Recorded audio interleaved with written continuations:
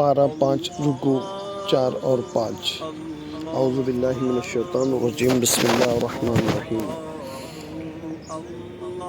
تم نماز کے نزدیک نہ جاؤ جب تم نشے کی حالت میں ہو، یہاں تک کہ سمجھنے لگو جو زبان سے کہتے ہو، اور نہ اس وقت جب کہ غسل کی حاجت ہو سوائے حالت سفر کے، یہاں تک کہ تم غسل کر لو۔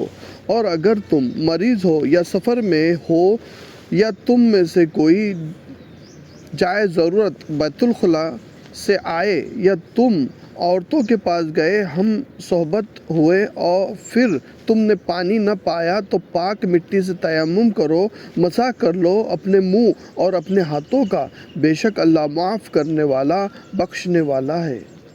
کیا تم نے ان لوگوں کو نہیں دیکھا جنہیں کتاب کا ایک حصہ دیا گیا؟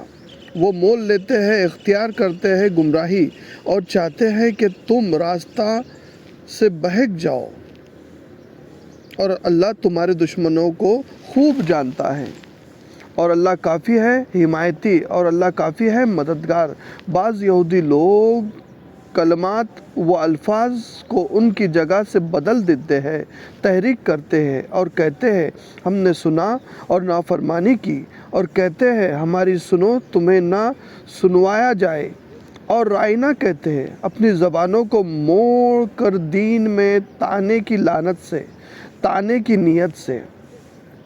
اور اگر وہ کہتے ہیں ہم نے سنا اور اطاعت کی، اور کہتے ہیں سنیے اور ہم پر نظر کیجیے، تو یہ ان کے لیے بہتر ہوتا اور زیادہ درست ہوتا، لیکن اللہ نے ان کے کفر کے سبب ان پر لعنت کی، پس وہ ایمان نہیں لاتے مگر تھوڑے۔ اے اہل کتاب، ایمان لاؤ اس پر جو ہم نے نازل کیا، اس کی تصدیق کرنے والا جو تمہارے پاس ہے، اس سے پہلے کہ ہم بہت سے چہرے مٹا ڈالے، مسخ کر دے، پھر ان چہروں کو الٹ دے ان کے پیٹھ کی طرف، یا ہم پر ان پر لعنت کرے، یا ہم ان پر لعنت کرے جیسے ہفتہ والوں پر لعنت کی، اور اللہ حکم پورا کرنے والا، اللہ کا حکم پورا ہو کر رہنے والا ہے۔ بے شک اللہ اس کو نہیں بخشتا جو اس کا شریک ٹھہرائے، اور اس کے سوا جس کو چاہے وہ بخش دے، اور جس نے اللہ کا شریک ٹھہرایا پس اس نے بڑا گناہ بہتان باندھا۔ کیا تم نے ان لوگوں کو نہیں دیکھا جو اپنے آپ کو مقدس کہتے ہیں، بلکہ اللہ جسے چاہتا ہے مقدس بناتا ہے، اور ان پر کھجوروں کی گٹھلی کی ریشہ کے برابر، دھاگے کے برابر بھی ظلم نہ ہوگا۔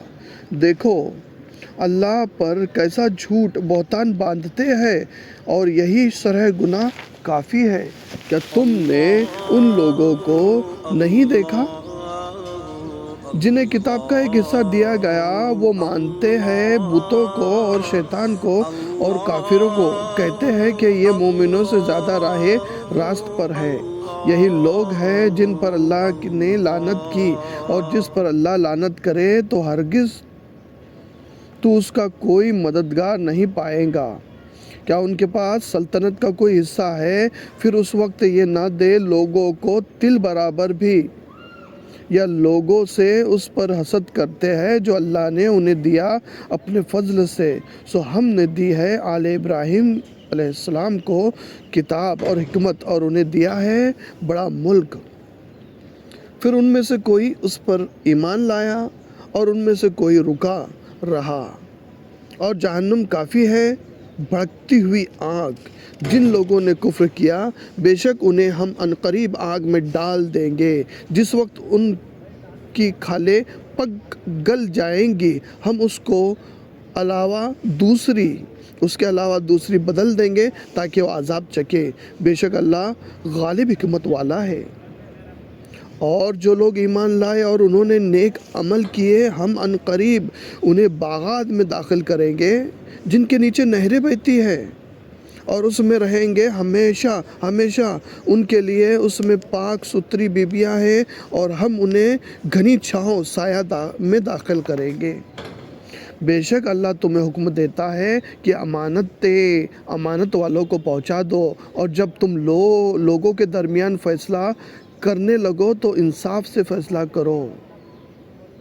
بے شک اللہ تمہیں اچھی نصیحت کرتا ہے، بے شک اللہ سننے والا دیکھنے والا ہے۔